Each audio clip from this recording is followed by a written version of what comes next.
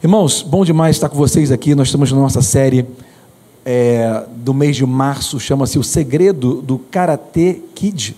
Os mais velhos vão entender com mais facilidade, né? Tem essas ideias que a gente usa de maneira lúdica para entender alguns preceitos, né? Alguns ensinos sobre coisas essenciais da vida que muitas vezes nós não percebemos, né? Como que muitas vezes nós passamos por situações e, na verdade, aquilo é um treinamento, né? E lá na frente, quando a gente precisar se defender, nós vamos ter entendido por que nós passamos por aquilo, né? Como o Daniel San fez lá no filme, como por que ele pintou a cerca e cerou o carro. No momento que a gente está encerando o carro e pintando a cerca, nós não entendemos por quê. Mas depois, quando nós precisamos nos defender, nós entendemos o porquê que nós fizemos daquela maneira. Sabe, Deus tem uma maneira toda única de treinar a cada um de nós. Mas a palavra de Deus, ela serve para todos.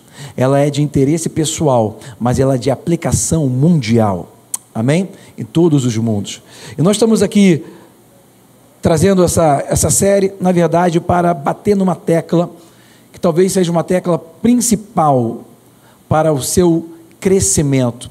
Deixa eu te falar uma coisa, eu não estou muito interessado em número de pessoas dentro da igreja.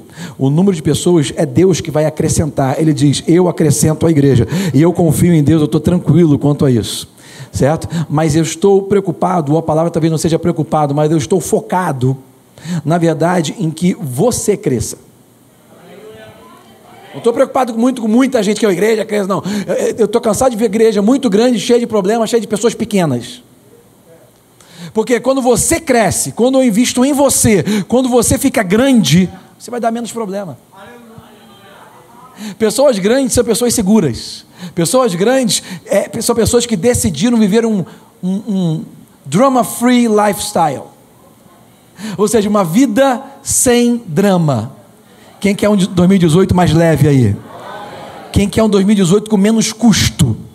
Sabe, uma pessoa dramática é uma pessoa que tem muito custo, é um custo oneroso, né? Ela demora muito para vencer os problemas, porque ela é dramática.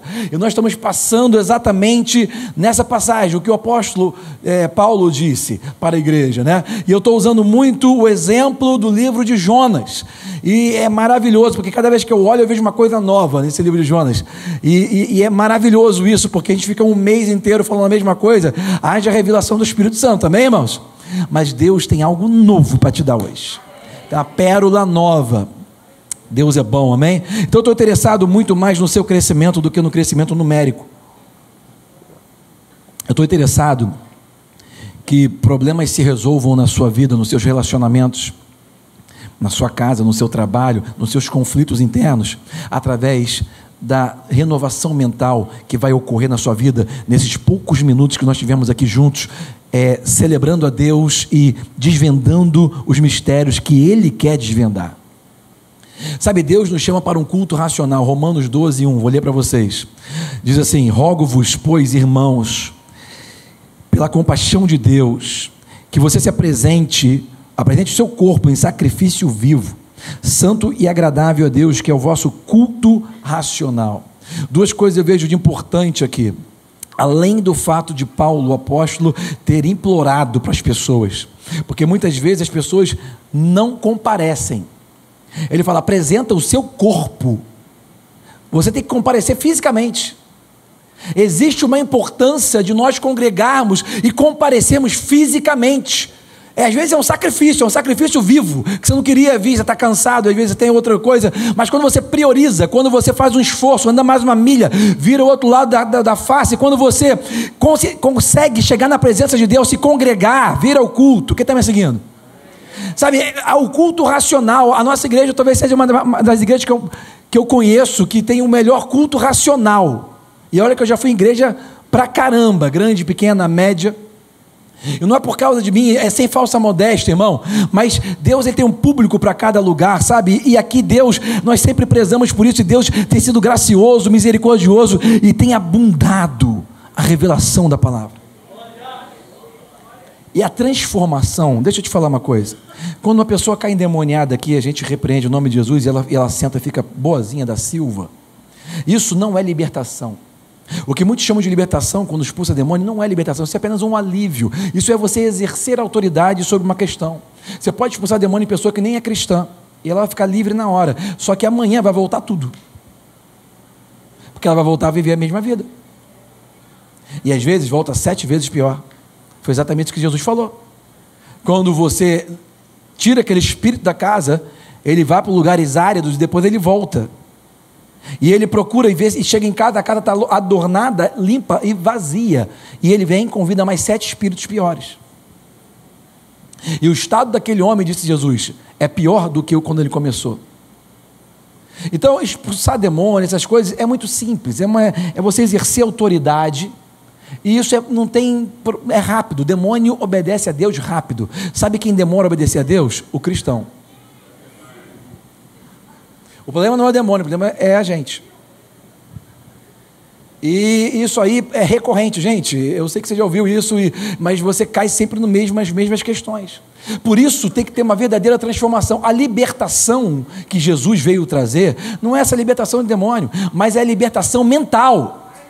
Jesus, ele quer te libertar na sua mente, nos seus sentimentos. Jesus, ele quer abrir uma porta e te deixar livre dos seus próprios sentimentos. Como que isso acontece? Ele fala, eu te rogo, irmão, está falando com a igreja, vem, se apresenta fisicamente. Eu senti do Espírito Santo, eu percebi no meu espírito que eu tinha que parar de transmitir ao vivo. Quando o Espírito Santo mandar, eu volto. Porque Deus, quando eu comecei a falar essa palavra, Deus começou a me incomodar, falando assim, precisa a pessoa estar ali. Existe algo que Deus vai fazer com você quando você se apresenta. É diferente, está me entendendo? Eu sei que tem pessoas de outros países que estavam assistindo, era benção, glória a Deus, vai voltar, o Espírito Santo é o dono aqui, ele que comanda o show, ok? Mas o fato é que existe, senão o apóstolo Paulo não ia rogar com tanta determinação. Ele começou o capítulo dizendo, eu rogo. Rogar é implorar, é pedir com insistência. Amados irmãos, se apresente. Eu sei que às vezes você não quer, está difícil, está apertado, tem outros compromissos, está cansado, está com sono, está chovendo, está fazendo sol, sei lá. Você tem muita desculpa se você quiser usar, ok? Mas ele fala, se apresente como um sacrifício vivo. Sacrifício significa que você não queria estar ali, mas você veio. É difícil, às vezes você se apresenta, e isso é um culto racional, você está de maneira intencional ali. Cada vez mais nós temos que buscar isso, vir nos congregar nos cultos de maneira intencional. Eu vou lá porque Deus vai falar comigo, alguma coisa vai destravar no meu interior, a minha mente vai ser renovada, alguma coisa vai acontecer, um milagre vai se manifestar. Eu não quero nem saber, nem quando chegar no estacionamento, sair do carro, o Espírito Santo vai me pegar ali, alguma coisa vai acontecer. Você tem que vir intencional, é se apresentando de maneira como um sacrifício vivo. Eu vou me entregar. Não vem mais para a igreja de maneira acidental. E eu estou falando isso porque eu fui criado em igreja, eu sei o que é isso. Eu já fui muitos anos na minha igreja, obrigado pelo meu pai e pela minha mãe. E eu ia de maneira acidental. Eu ia porque eu tinha que ir, senão apanhava. Eu ia porque eu queria alguma coisa, então eu tinha que obedecer para conseguir outra coisa. Quando eu fiquei mais jovenzinho assim, tinha, sei lá, 17, 18 anos, eu morava em Niterói, e naquela época Niterói era bem tranquilo, bem tranquilo. E meu pai, ele me deu um bugre. Já falei para vocês do bugão? Qual era a cor do bugão? Quem lembra? Ninguém lembra a cor do bugão. Você não vale. O bugão era amarelo pastel bebê. Porque papai gosta dessa cor, ele que manda pintar dessa cor. Porque o bugão você mandava fazer, né? Pegava lá um motor de um fusquinho, de uma Brasília, e o cara botava trocava ali, botava aquela coisa, e meu pai falou assim, bota pintar amarelo. Que ele tinha transportador, e todos os caminhões dele eram amarelo. Aí tudo dele era amarelo na época. Até o bugão ficou, mas era um amarelo bebê, assim, pastel. Bonitinho, ficou bacana, ficou vintage. Naquela época ficou bem surfista, sabe? E meu bugão ligava lá, passava a marcha. Aí eu estava numa fase da minha vida que eu queria ir para a praia domingo. Domingo não pode ir para a praia. Domingo você tem que ir para a igreja. Meu filho agora me pediu para... porque queria com os amigos no cinema domingo. Não sei qual é o interesse que tinha por trás desse negócio. Mas ele insistiu muito, mas chorava, batia, queria. Aí eu cheguei para ele e falei assim, olha, deixa eu te falar uma coisa, você está perdendo o seu tempo, nem precisa me pedir. Domingo você não vai em festa nenhuma, tu não vai em lugar nenhum, tu vai para a igreja, depois vai para casa, depois volta para a igreja. Por que está me seguindo? Ensina o teu filho no caminho que deve andar. E entre outras coisas serve para isso também. Aí eu tinha aqui na igreja, e eu fui criado assim, então, graças a Deus que eu fui criado assim, irmão. Muitos domingos que Deus me livrou de muita coisa, que eu era para ter em outros lugares. Então, se apresentar muitas vezes é um sacrifício. Senão Paulo não tinha falado, se apresente, esse é o seu sacrifício. É o seu sacrifício vivo. E vai ser santo e agradável a Deus. É santo e agradável a Deus. Esse é o seu culto racional. Venha de maneira intencional. Aí depois no versículo 2, as passagens mais conhecidas da Bíblia, ele fala assim: não se conforme com este mundo, mas transformai-vos. Você deve se transformar. A responsabilidade de se transformar, de dar o primeiro passo, de desejar essa transformação, tem que ser do homem. O Deus não vai fazer o que Ele falou para o homem fazer. Se Deus mandou nós nos transformarmos, é porque nós temos a capacidade de nos transformar. E mesmo que seja difícil, nós temos o Espírito Santo, que é o nosso ajudador. Ele é o nosso capacitador. A graça de Deus nos basta, porque onde nós somos fracos, o poder dele se aperfeiçoa na nossa fraqueza. Nós não temos desculpa, somos inexcusáveis. Nós temos que fazer o que Deus mandou. Porque Ele já garante que você vai conseguir, só porque você obedeceu. A graça de Deus nos basta. E eu tenho falado para vocês nessa série uma coisa profunda, simples e profunda, que muita gente que está pregando aí, se entendesse bem, mudava até a perspectiva das coisas. A graça de Deus, que é por onde nós alcançamos tudo que Deus quer nos dar, o favor que nós não mereceríamos. Essa graça, ela se opõe ao mérito. A graça de Deus, ela se opõe ao mérito. Não existe meritocracia na graça, ok? Mas a graça de Deus não se opõe ao esforço. Vê se você entende. A graça de Deus se opõe ao mérito. Não é porque você merece que você vai ganhar, não. Você vai ganhar porque Deus é bom. Não é porque você é bom, é porque Ele é bom. Graça, ok? Graça é você receber algo que você não merece. Ela é contra o mérito. Agora entenda, ela não é contra o esforço. Mérito e esforço são duas coisas distintas. Você se esforçar é a sua parte. Conseguir o que Deus está falando é a parte dele. É tipo assim, Jesus estava andando sobre as águas, maior surfista do mundo, primeiro surfista do mundo, andando sem prancha sobre a água. Pedro chegou para ele e falou assim: olha, se é tu mesmo, faça com que eu vá até aí. A Bíblia não diz que pela graça, na ação graciosa de Jesus, ele pegou Pedro no colo e saiu andando com ele sobre as águas. A Bíblia diz o seguinte: quando Pedro falou aquilo, Jesus disse: vem. Jesus não se mexeu, ele parou onde ele estava, quando chamaram o nome dele, ele ficou paradinho, em cima andando, parado na água, aquela onda lá em cima, lá embaixo, tempestade, ele parado aqui, ó. Aí ele falou assim, ó, vem.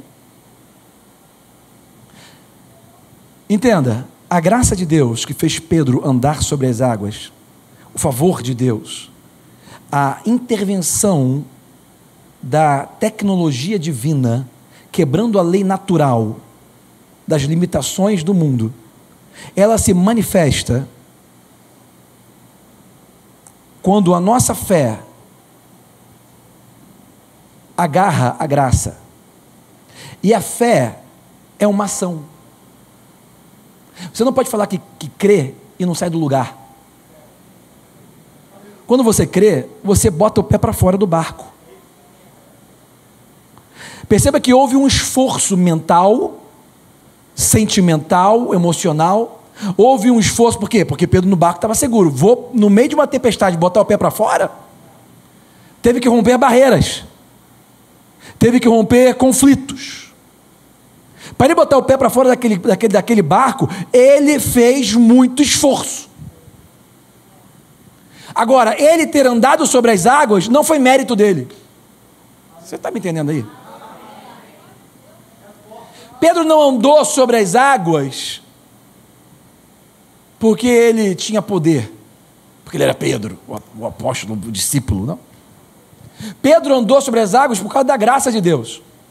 Mas a graça de Deus foi encontrada na vida dele quando ele botou o pé para fora pela fé. É uma ação, é um esforço. A fé é um esforço. Você está percebendo que precisa dar uma oferta. Naturalmente você não vai dar oferta nenhuma. Deus vai colocar na sua cabeça, dá 5 mil. Você, o diabo está aqui em algum lugar. O diabo está querendo me deixar pobre. Eu guardei 5 mil aí, tem guardado lá. Tá querendo, isso é coisa do diabo. Satanás, eu te repreendo. Muitas vezes a gente repreende Deus, sabia? O Espírito Santo.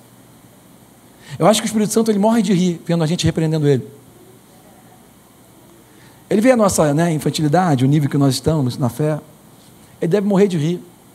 Até o momento que a gente cai em si e entende que não é diabo, é Deus. O diabo nunca vai mandar você dar nada para Deus, porque ele sabe que quando você dá, você vai receber uma medida recalcada, sacudida, transbordante. O diabo nunca vai te tentar a dar. Quando você sente uma vontade de ofertar e percebe o Espírito Santo, uma direção, algo além do normal, você dá oferta, às vezes você dá 10 reais, você dá 20, você dá 50, às vezes você chega a dar até 100, quando você dá 100 você já se sente muito doador, né? Hoje eu dei 100 na igreja. Aí de repente você está num culto como esse, o Espírito Santo fala assim, 10 mil, 10 mil? 10 mil ou 10 reais? É 10? É 10 mil? 10? Começa o conflito. Para você chegar ao nível de conseguir fazer isso, tem que ter esforço. Você vai ter que vencer conflitos mentais. A nossa mente é um campo de batalha, onde a batalha vai ser vencida, vai ser na mente. Se você vai receber o que Deus quer te dar, se você vai receber multiplicação, se você vai receber libertação, se você vai receber prosperidade, se você vai receber cura, primeiro ela tem que passar pela sua mente, para depois se manifestar no físico. É um desafio. Andar pela fé é um desafio diário. E eu falo diário porque quando você não anda pela fé hoje, você retroage. Retroagir não andar pela fé. A Bíblia diz, o meu justo viverá pela fé. E se ele retroceder, a minha alma não tem prazer nele. Mas nós não somos daqueles que retrocedemos. Andar pela fé é um progresso contínuo. E para haver progresso tem que haver esforço. Mas entenda, você não vai conseguir nada pelo seu mérito. É Deus, é a graça, mas entenda, tem que ter o seu esforço. A Bíblia diz, transformai-vos. Você tem que se transformar, você tem que se posicionar para a transformação, você tem que ceder. Repete comigo, ceder. Você tem que ceder um pouco hoje. A sua mente tem que aceitar um pouco hoje o que Deus está falando. Quanto mais a nossa mente aceita, nós estamos dando uma oportunidade para ver o agir de Deus em nossas vidas. Escuta isso. A nossa mente, ela está num processo de salvação. Quando nós recebemos Jesus como Senhor, o nosso homem interior, o nosso espírito nasce de novo. A nossa mente não. A nossa mente está passando por um processo. Essa transformação que Ele nos chama a fazer é um processo diário e tem que ser progressivo, constante, de salvação. Você já tem, através da redenção em Cristo Jesus, o direito à salvação eterna. Você já tem um endereço para o seu destino. Você já tem a garantia de habitar em um país invisível de Deus, que é muito melhor do que esse planeta. E é maravilhoso. Isso foi conquistado pela sua redenção, a redenção que Jesus nos deu. Agora, isso é a nossa salvação eterna. Agora, a salvação temporal de hoje, de agora, a salvação da nossa vida nessa terra, depende da nossa transformação. A mente é assim, a mente ela não aceita as coisas de Deus. A mente não aceita. Falo de dinheiro aqui em cima, a pessoa, está falando de dinheiro. Dinheiro é um assunto altamente espiritual. Dinheiro representa a vida. Você suou, deu tempo da sua vida para conseguir dinheiro no final de um negócio, de um trabalho do mês, ok? E você ofertar a sua vida não é uma coisa natural. Tanto é que eu já falei para vocês, já mostrei várias vezes para vocês aqui, 1 Coríntios capítulo 10, versículo 13, que diz que Deus não permite que venha sobre nós nenhuma tentação, nenhuma tribulação ou provação, senão humana. E junto com ela vem o escape para que nós possamos suportar. 1 Coríntios 10, 13, ok? Ninguém aqui nunca sofreu a tentação de ofertar. Alguém aqui estava andando na rua algum dia e parou no meio assim, estou sendo... O que foi? Não, estou tranquilo. O que é? Rapaz, estou... Uma coisa na minha cabeça, o que é? Estou com uma vontade de ofertar, eu tenho que entrar em alguma igreja agora e ofertar. Ninguém aqui passou por isso. Porque a Bíblia diz que Deus não permite que venha tentação sobre nós, senão humana. Se você nunca teve tentação de ofertar, é porque ofertar não é algo humano, é espiritual. Então entenda, a nossa mente, ela precisa ser convencida da verdade. O nosso espírito, o nosso homem interior, aceita a verdade eterna de Deus, porque o nosso espírito nasceu de novo, ele está apto, ele tem a natureza de Deus, as coisas velhas passaram, ele é uma nova criatura. A nossa mente não, a nossa mente ela tem que ser renovada. O problema que o apóstolo Paulo falou aqui é que nós só vamos conseguir experimentar a vontade de Deus boa, perfeita e agradável depois de nós renovarmos a nossa mente, que é nos posicionarmos para a transformação. Então entenda que o apóstolo Paulo está dizendo o seguinte: olha, aonde a sua mente vai, a sua vida segue. Se você não renovar a sua maneira de pensar, você não experimenta o que Deus quer. Aí você renova um pouquinho. Sei lá, estou falando no assunto de dinheiro, vamos lá. Você não ofertava, ofertou. Você não dizimava, dizimou. Ok? Mas outros assuntos, por exemplo, você seja uma pessoa que não dá o braço a torcer, não consegue perdoar ninguém. Mas de repente um dia você fala, tá bom, eu aprendi, eu estou crendo e vou perdoar aquela pessoa pela fé. Mesmo com meus sentimentos revirados, eu perdoo. Quando você começa a permitir que essa renovação mental mude a sua maneira de agir, você vai ver a ação de Deus na terra. Aí quando a sua mente vê os resultados de andar pela fé, ela é convencida que aquilo é verdade. Aí você começa a experimentar a vontade de Deus. Está seguindo? Então ele fala: não se conforme com esse mundo, mas transformar pela inovação mental do seu entendimento, para que você possa experimentar qual seja a boa, agradável e perfeita vontade de Deus. E eu tenho pego aí, eu sei que já é 9 horas, eu vou terminar, mas eu só vou te passar uma coisa. Eu tenho pego ali o livro de Jonas, e no livro de Jonas nós vemos um caso, livro pequeno, 4 capítulos, nós vemos um caso contado. Muitas vezes na minha vida, desde que eu era criança, eu escuto a passagem de Jonas. Eu vim do meio pentecostal, né? É muito usado, Jonas, para lá, para cá. A minha mãe, quando contava para mim a história de Jonas, quando estava antes de dormir, eu e meu irmão na cama, ela fazia até o barulhinho do vento. Veio um grande vento. Minha mãe era bem novinha, mais novinha do que ela é hoje, e ela tinha uma mentalidade fértil, e ela contava a história, fazia o vento. E veio um tufão, uma tempestade. E eu ficava assim na cama assim, ó. Aí já ia dormindo. Então eu conhecia a história, entendeu? Só que as pessoas não conhecem muitas vezes o ensinamento na história, a instrução, a revelação do que Deus está falando. E o livro de Jonas é um livro tão poderoso, porque ele mostra um homem que é um profeta, é um homem de Deus. Profeta é um homem chamado, é um homem com um chamado, com um propósito, é um homem que, naquela época, o profeta é diferente de hoje, ok? Hoje em dia, profeta não exerce a mesma função que o profeta do Velho Testamento exercia. No Velho Testamento, Deus, pela dispensação que existia, um homem ainda era espiritualmente morto e não poderia ter contato, não poderia ter relacionamento direto com Deus. Deus só falava através de profetas, sacerdotes e às vezes reis, às vezes. Ok? O profeta tinha que se separar muito, amarravam no pé dele uma corda com um sino, porque ele entrava naquele lugar no Santo dos Santos para apresentar sacrifício para o povo, para cobrir o pecado do povo. O pecado não era retirado, o pecado era coberto, simplesmente. E o profeta, ali da maneira que ele estava, ele tinha que ir muito separado, muito santo, porque se tivesse qualquer deslize, ele morria fulminado dentro do Santo dos Santos, e quando as pessoas não escutavam mais o sino batendo, significava que ele não estava mais andando ali dentro. Ou seja, morreu, puxa pela corda, puxa pelo pé.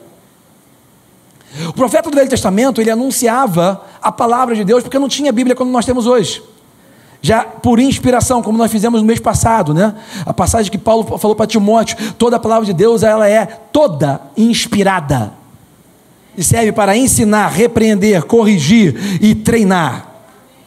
Hoje você não precisa mais de um profeta para te treinar, te ensinar, te repreender. Quem está me seguindo? Hoje a profecia, que é um dos 9 dons do Espírito Santo, servem apenas para edificar, consolar ou exortar algo que Deus já está falando dentro do seu interior. Vai te exortar quando Deus está falando, você não está obedecendo. Vai te consolar quando você está passando uma necessidade, num momento difícil, e o Espírito Santo está ali, e você precisa de algo a mais, ok? Vai te exortar, edificar, vai te consolar, exortar, edificar. Vai te edificar quando você sabe que Deus já está falando com você e você precisa que aquilo venha como confirmação. Nunca siga profecia. A profecia hoje não foi feita para você seguir, foi feita para você julgar. A Bíblia diz, não julgue o profeta, mas julgue a profecia de acordo com a palavra. E você tem o Espírito Santo, você pega aquilo como se fosse um livro. Eu, quando escuto uma profecia, eu não falo nem amém, eu falo glória a Deus, porque eu ainda tenho que julgar para ver se aquilo é de Deus ou não. Quem está me seguindo? Não sei porque eu estou falando isso hoje com vocês, mas deixa eu falar um pouquinho mais. Você nunca conhece uma pessoa pelo dom. Dom não revela quem é a pessoa. 1 Reis capítulo 13 diz que um profeta velho mentiu para um outro homem de Deus, e quando ele mentiu, ele obedeceu, trocou a palavra de Deus por aquilo que ele falou, e chegou lá, morreu, e perdeu tudo. E o próprio profeta velho foi usado por Deus no pecado, baita de um mentiroso, armou para ele, mesmo em pecado, foi usado por Deus, e Deus levantou aquele profeta velho dizendo assim, porque você não obedeceu a minha palavra, você não vai ser enterrado com seus pais. E ele morreu ali. O próprio homem que mentiu, Deus usou. O que eu estou falando? O dom não respeita a pessoa. O dom é de Deus, é do Espírito de Deus.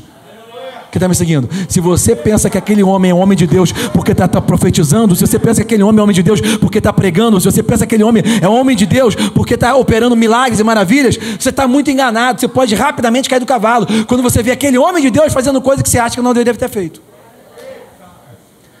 Você não percebe que o Espírito de Deus se movia sobre Sansão de maneira poderosa, e quando o Espírito se apoderava dele, o neguinho voava para o alto, irmão. Filisteu voando para tudo quanto é lado.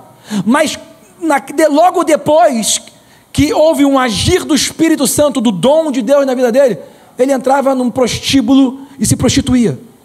E foi o juiz mais prostíbulo da Bíblia, mais prostituído, perdão. Você não conhece ninguém pelo dom. Jesus disse, pelos frutos vos conhecereis. Existem 9 dons, existem 9 frutos, que é o fruto do Espírito.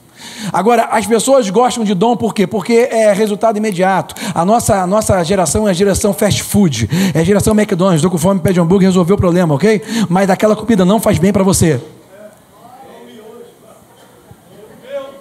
Passa fome, não vai fazer mal. Não sei se você está me entendendo.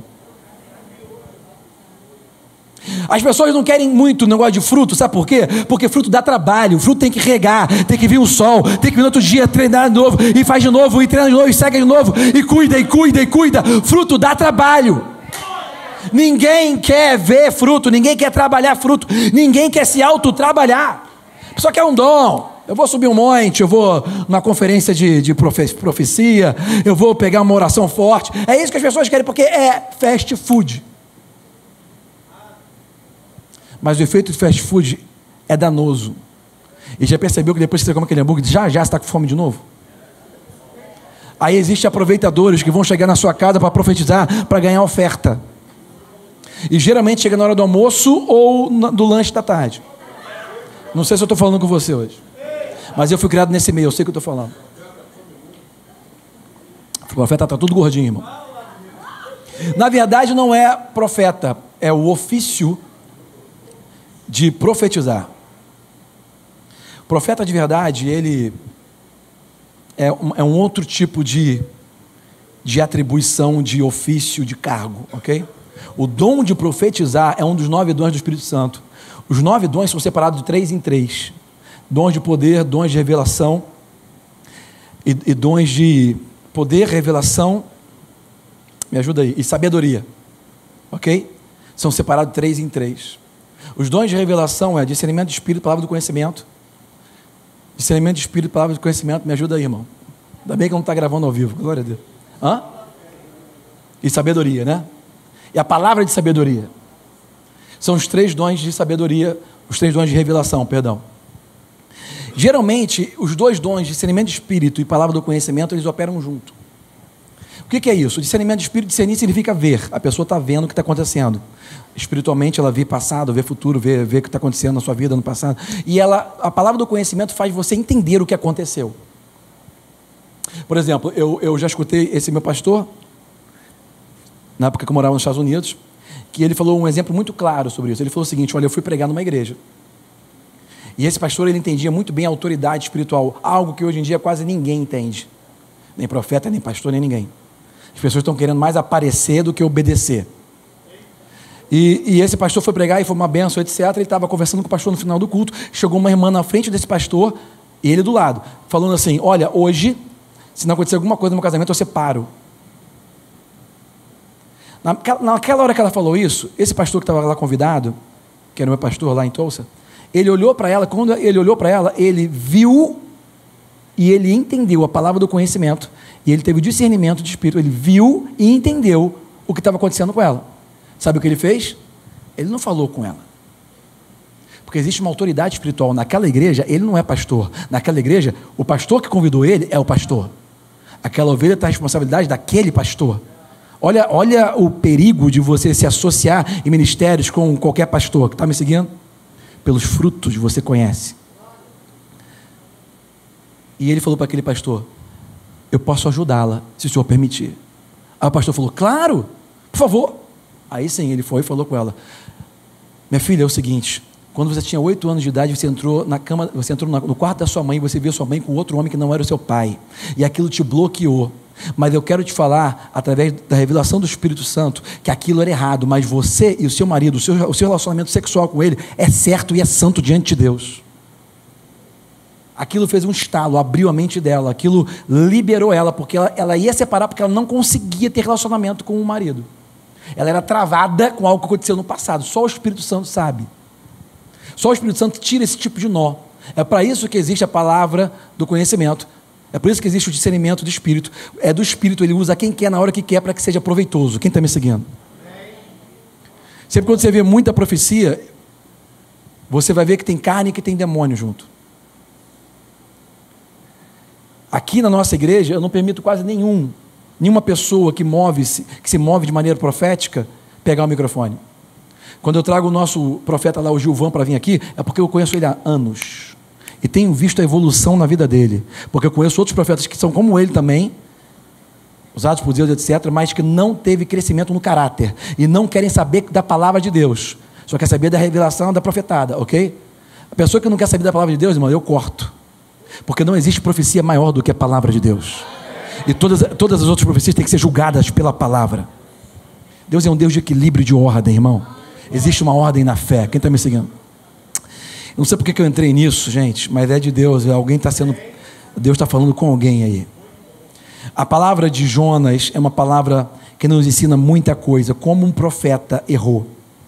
Como um profeta, por mais que fosse chamado, tivesse um cargo, como ele errou. E ele errou como a maioria dos homens erram, ok? Ele errou porque ele tomou decisões sentimentais. Na hora de obedecer a Deus, ele fez o que ele quis, porque ele tinha raiva de Nínive. Ele tinha ódio daquele povo, porque Nínive era a capital da grande Assíria, que era o maior inimigo de Israel, e com certeza uma cidade grande e sanguinária. Ele teve que andar 3 dias para cobrir toda a cidade, era uma cidade megalópole da época.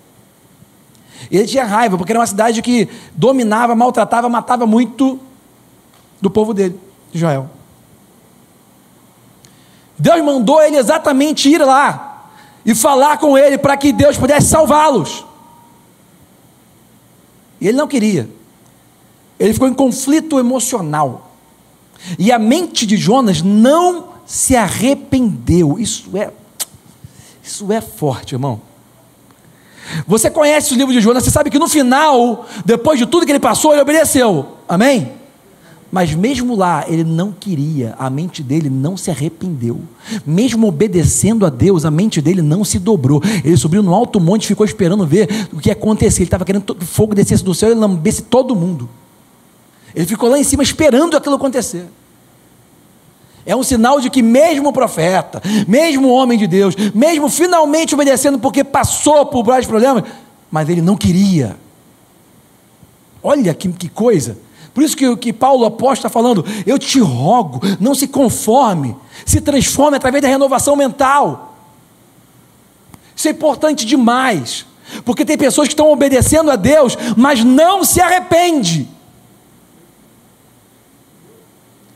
Obedece a Deus porque quer alguma coisa, quer alguma benção, quer vitória. A pessoa vai para o culto da vitória, como se no culto fosse arranjar vitória. Irmão, posso te falar alguma coisa sobre caminhar em vitória? Quando você sobe no ringue, você não pode subir para ver se você alcança a vitória.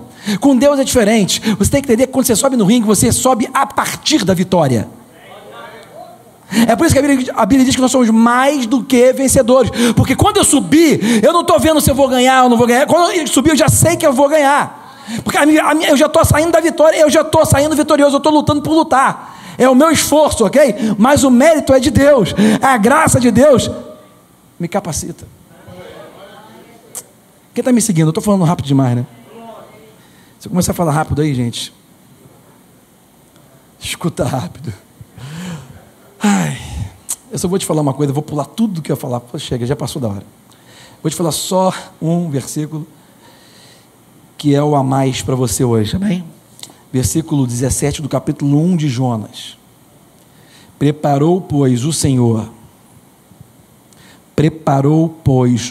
Senhor um grande peixe para que tragasse a Jonas. E esteve Jonas 3 dias e 3 noites nas entranhas do peixe. Você tem escutado eu pregar aí esses últimos dias, e eu comecei do capítulo 4, depois foi o capítulo 1, vou invadir o 2 depois. Você tem escutado eu pregar que Jonas, quando ele estava no barco, ele não se arrependeu. Primeiro sinal de que ele estava errado, vento. Entrou no barco, começou a ventar. Aquele vento era o primeiro aviso. Está errado, irmão. Se arrepende. Ele desceu mais, porque quem toma decisões sentimentais sempre desce. Foi lá para o porão dormir. Ele nem viu o segundo sinal, tempestade. O vento virou tempestade. A Bíblia diz que foi Deus que enviou o vento, foi Deus que enviou a tempestade, ou seja, era sinal. Não era oposição. Era um sinal mostrando que estava errado. Você tem que entender quando é o diabo e quando é Deus te mostrando que você está errado. Como eu sempre digo para vocês, nunca desistam, a menos que você esteja errado. Não vem com esse papo de coach por cima de mim, dizendo nunca desista, nunca desista, nunca desista. Não. Nunca desista, a menos que você esteja errado. Porque se você está errado e você nunca desiste, irmão, tu não vai sair da barriga do peixe, não. Aí você percebe que teve o sinal, teve o segundo sinal, aí teve o terceiro sinal, começou a quebrar tudo. começou a perder tudo. Sinal.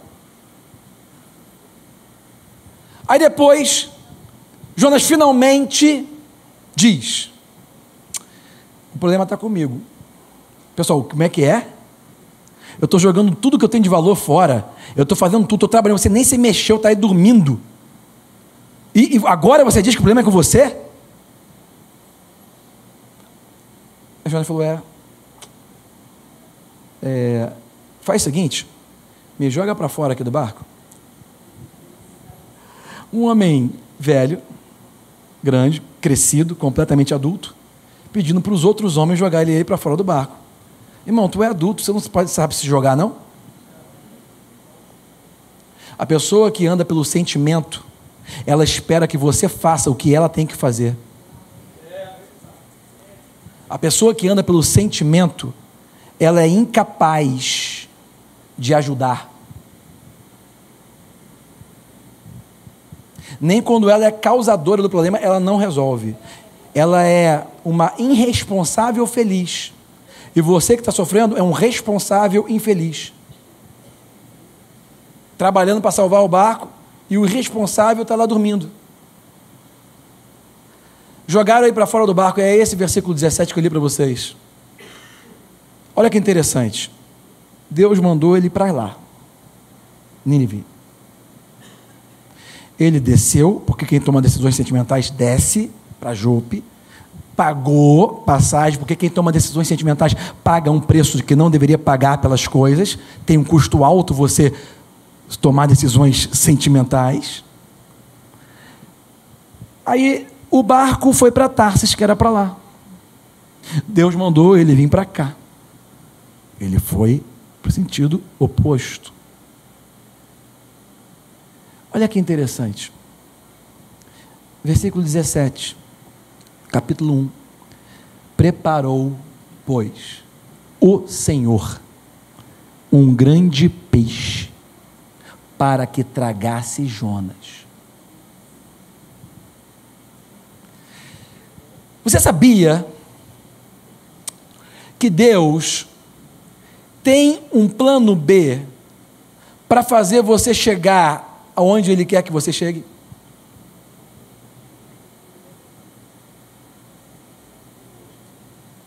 Deus já conhece as suas escolhas, já sabe onde você errou, e Ele já preparou um plano B para te encontrar no momento certo e te levar para Nínive.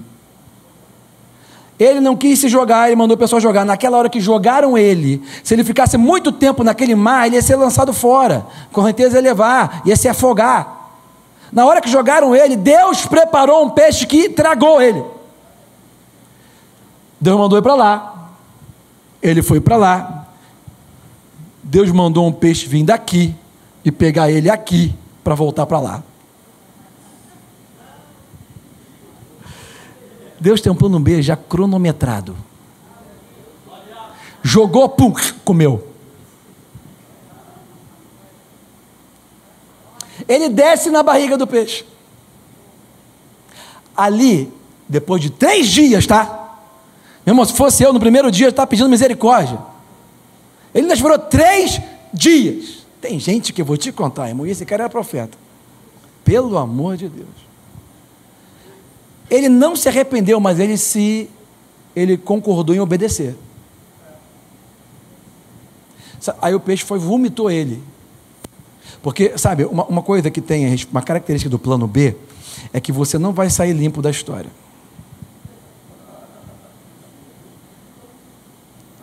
Foi Deus que te levou para lá, mas tu vai sair de lá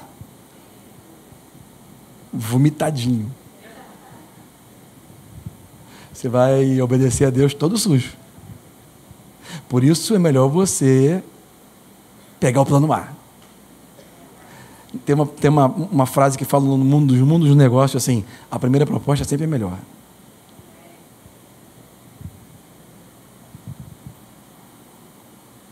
Hoje eu quero ministrar sobre a sua vida. E eu gostaria que você ficasse de pé. O livro de Jonas é um livro pequeno e pontual que mostra um episódio da vida de um profeta. Mas nós sabemos que a nossa vida, ela é contínua e tem vários episódios. Vocês já passaram por várias coisas. E o que Deus está falando conosco hoje é que existe um plano B para as decisões erradas da sua vida. O que Deus está falando hoje é que no momento que você decide realmente encarar o fato de que você estava errado, como Jonas fez, o problema é comigo, me lança fora. Quando você decide encarar que o errado não é a esposa, não é o marido, o errado não é o filho, o errado não é o pai, o errado sou eu.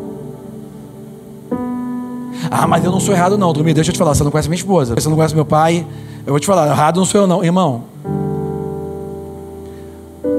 Pode estar todo mundo errado, mas você também está. E o fato de você admitir isso é o que vai causar Deus de acionar o plano B na sua vida. A gente bota a culpa nas pessoas ao nosso redor, né? Por isso que você nunca vê um plano B, um escape de onde você está. Quer ver um escape de onde você está? Admite que você está errado.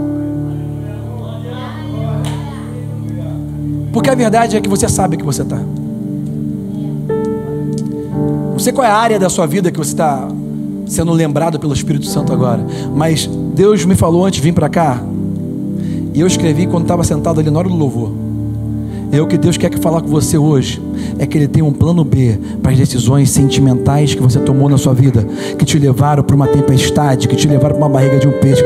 Deus tem um plano B, e por mais que o plano B talvez seja um pouco mais apertado, mais escuro, mais sujo do que o plano A, Ele vai te levar para o seu destino. Ele vai te levar para onde Deus quer, aonde o poder de Deus se manifestará, aonde você será usado de acordo com aquilo que Ele te chamou, aquilo que você nasceu para fazer. Se você crê que Deus está falando com você hoje, e se você quer admitir o seu erro, e se você hoje aceita que Deus envie um peixe, ou envie uma situação, ou te proporcione um caminho de saída, se você aceitar esse caminho de saída, se Deus está falando com você hoje, eu vou fazer uma coisa diferente aqui. Vamos todo mundo se ajoelhar? Você que não consegue se ajoelhar, fica sentado tranquilo. Mas vamos todo mundo se ajoelhar, sabe por quê? Eu vou te ajudar, e eu vou falar a verdade. Você está errado. Se você não admite que você está errado, amigo, a tempestade pode quebrar tudo na sua vida. Se você não puder se ajoelhar por alguma razão, fica sentado. E eu quero que você fale com Deus aí, aonde você está agora. E você rasga o seu coração, e por mais que você não entenda e não veja hoje aonde você pode ter errado, eu peço ao Espírito Santo que te mostre aonde você errou no passado, porque muitas vezes nós esquecemos o que erramos, e nós culpamos as situações presentes sobre a vida de outra pessoa, e nós não nos lembramos que nós erramos. Nós tomamos decisões no passado que nos trouxeram para esse lugar. Você está vivendo hoje o que você decidiu no passado, mas deixa eu te falar, o que você está decidindo hoje vai te levar para o futuro que Deus tem para você. O futuro que Deus tem para você é bom. O futuro que Deus tem para você é agradável, é perfeito, é próspero, é para te dar um futuro que você deseja.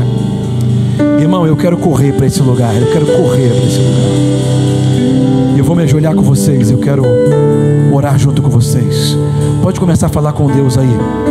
Se você não está vendo nada que você errou, peça ao Espírito Santo para te mostrar. Peça ao Espírito Santo para te convencer. Peça ao Espírito Santo para acusar. A palavra repreender significa revelar o erro. Espírito de Deus, venha repreender a cada um de nós, ó Deus, aonde nós devemos ver e consertar, aonde nós devemos nos alinhar a nossa mente os nossos sentimentos, Pai. Nós queremos nos transformar, nós queremos viver o bom, o agradável, o perfeito, nós queremos experimentar a sua vontade, Pai. Diz para Deus assim: Deus, eis-me aqui, Pai, fala comigo, me mostra. Diz para Deus: eu me arrependo nessa noite, Pai. Talvez você nem saiba por que está se arrependendo, mas o Espírito Santo vai te mostrar. Mas confessa, aceite, diz para Ele: eu me arrependo, porque sem arrependimento você não vai conseguir alcançar o que Deus tem para a sua vida. Ó Pai, eu venho te apresentar cada pessoa nessa noite, cada situação. Tem pessoas aqui que já estão dentro de uma barriga de um peixe. Tem pessoas aqui que nem estão dentro de um barco, numa tempestade. Tem pessoas, ó Deus, que estão na tempestade, mas não estão percebendo a tempestade, porque elas estão adormecidas. Elas estão de maneira irresponsável, deixando a vida passar. Pai, venha despertar cada pessoa hoje à noite. Desperta para aquilo que Deus tem para a sua vida. Desperta para o chamado, para a instrução, para a direção do Espírito. Desperta para a verdade, desperta para alinhar a sua vida. Desperta, deixa eu te falar, o Espírito Santo está falando comigo de maneira pontual. Tem pessoas aqui que estão vivendo uma vida falsa. Tem pessoas aqui que estão vivendo de fachada. Não sei se Deus está falando com você, mas tem pessoas aqui que tem uma vida de fachada. Tem casamento de fachada aqui. Tem vida feliz de fachada aqui. Tem pessoas com um sorriso no rosto, chorando por dentro aqui. Tem pessoas que dão glória a Deus e estão continuamente vivendo algo ilícito.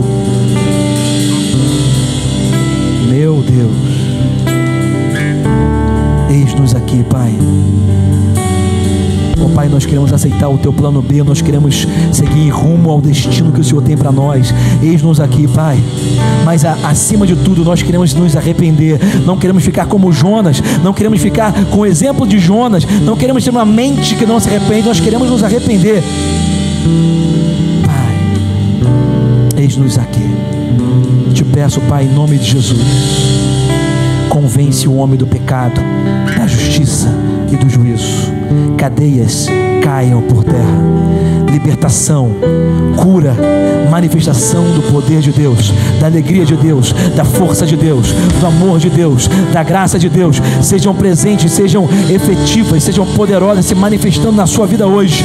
Que você veja o amor te rompendo barreiras, que você veja a graça te levantando. Se levante onde você está agora, levanta a sua mão para o alto, se levanta e glorifica a Deus por um minuto, irmão. A graça de Deus te basta. Se levanta para a graça de Deus, se levanta para o poder de Deus, se levanta para o destino que Ele tem para você, se levanta com a força que é a alegria de Deus no seu interior, se levanta para romper limites, se levanta para romper barreiras, se levanta para vencer opiniões e sentimentos que te levam para outro lugar. Em nome de Jesus, os seus sentimentos não vão ditar a sua vida mais. Em nome de Jesus, os seus sentimentos não vão ditar as suas escolhas. Abaixa um pouquinho, deixa eu falar uma coisa aqui para eles e eu vou terminar. E eu já falei isso em outro culto, mas eu tenho que falar de novo. Os nossos sentimentos foi Deus que deu. Mas os sentimentos que foram criados por Deus, e Deus também tem sentimentos, eles servem para ser indicadores. A emoção serve para te indicar. Tem hora que é para chorar, tem hora que é para sorrir, tem hora que é para ficar alegre, tem hora que você se veste de cinza para buscar Deus. Ele indica, mas ele não pode ser um ditador. Nós permitimos que os sentimentos que deveriam ser indicadores se tornem ditadores. Quem viu a diferença?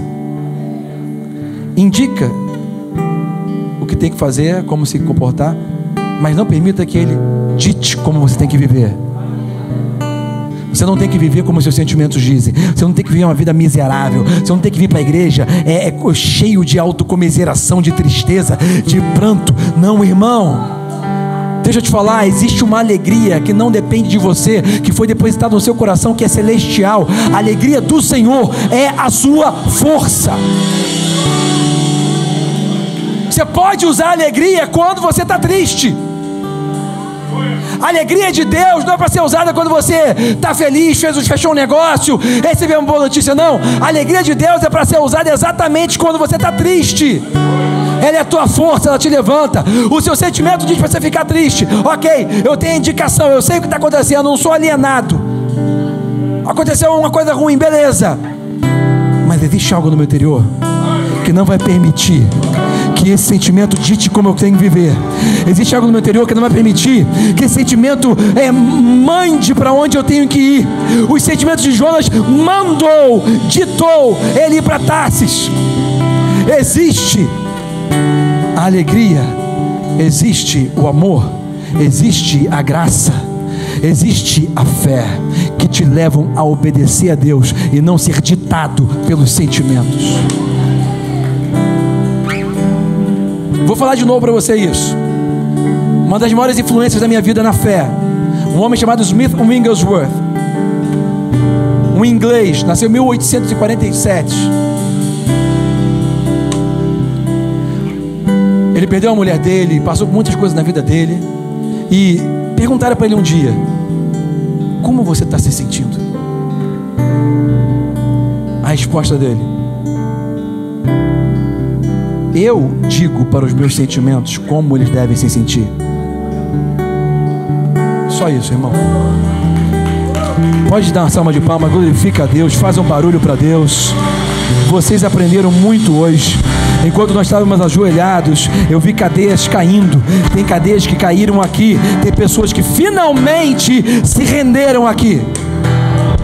Se não houver rendição, não há glória. Diz para ele: eu me rendo, pai, eu me rendo, pai, eu me rendo, eu me rendo. Se rende, irmão. Diz para ele: eu me rendo, em nome de Jesus. Eu me rendo, pai. Não preciso mais orar por você. Deus já fez o que tinha que fazer hoje aqui.